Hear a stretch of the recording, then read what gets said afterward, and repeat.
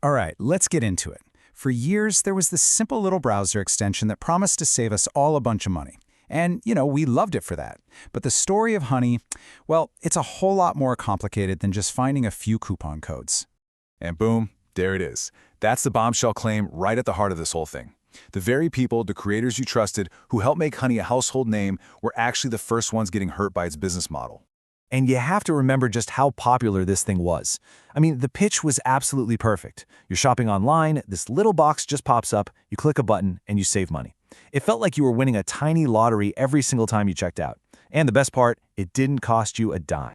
Honey's growth was just insane. It was founded way back in 2012, but things really blew up around 2017. And why? Well, it was largely thanks to a huge push from some of the biggest YouTubers on the planet. We're talking Mr. Beast, Linus Tech Tips, the list just goes on. By 2019, they had 17 million people actively using it, which is what led to PayPal swooping. And then this number dropped. The number that just made no sense to anyone. PayPal didn't just buy Honey. They paid $4 billion for it. So that's the central mystery, right? How does a company that literally gives its product away for free and is supposed to save people money end up being worth that much? Well, the answer, it turns out, is kind of hidden in the fine print of how the internet actually makes money. And that brings us to the first major reveal, what's being called the last click heist. This is all about a very specific, kind of nerdy rule in online marketing that Honey apparently figured out how to turn into a weapon. Okay, so it all boils down to this concept called last-click attribution. It's pretty simple, really. It's an industry standard that says whoever's link you click last right before you buy something, they get the whole sales commission. It's just a basic rule of the road. But Honey didn't just play by that rule. It seems they engineered their entire extension to make sure they were always that last click. So here's how it worked. Let's say you watch a product review, and you click the creator's affiliate link. That puts a little digital tracker, a cookie, in your browser to make sure they get credit. But then you get to the checkout page, and that little Honey extension pops up.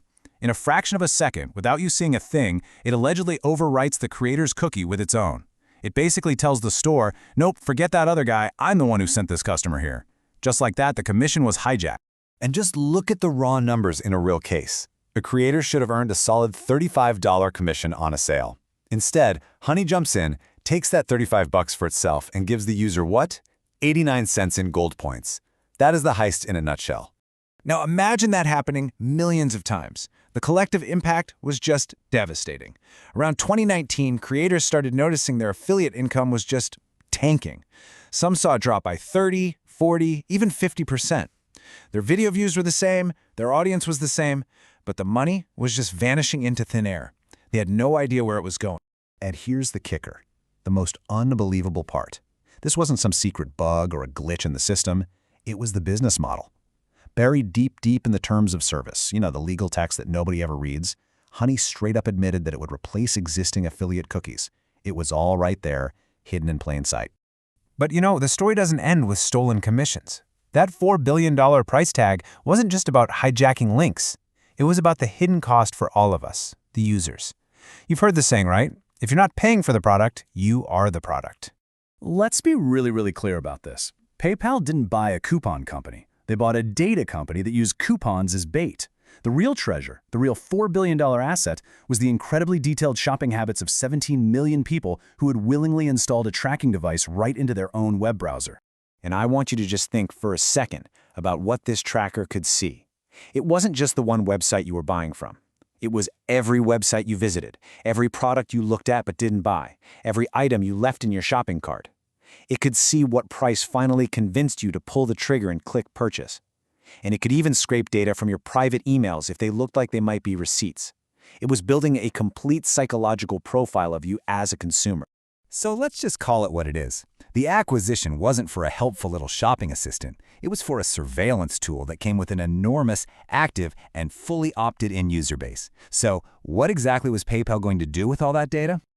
Well, that data is pure gold. It can power everything. It helps them decide who gets approved for credit. It helps them detect fraud. It lets them create hyper-targeted ads that follow you around the internet. And it gives them incredible leverage when they negotiate with merchants. That is what a $4 billion asset looks like.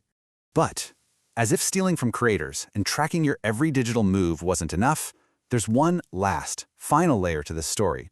and it's a betrayal of the one and only promise the extension ever made to you, the user. The whole reason you installed this thing, the entire premise, was for one simple function, to save you the most money possible. But was it actually doing that? The promise was so clear, right? Honey would automatically test every coupon code out there to find you the absolute best savings. The reality, though, was apparently the complete opposite. It's alleged that Honey was actually programmed to intentionally skip the better discount codes. And this wasn't some mistake. It was a deliberate strategy. Honey reportedly had these backroom deals with retailers, and the agreement was simple. If Honey didn't apply the really big discount codes, the ones that would save you the most money, the retailer would turn around and pay Honey a higher commission on the sale. The entire incentive was completely broken. Honey literally made more money by saving you less money. Just let that sink in for a second. The tool that you installed to save yourself money was intentionally not saving you money because it made more money for itself that way. The whole foundation of trust, that this little button was on your side, was completely shattered. So when you zoom out, you realize this isn't just a story about one browser extension.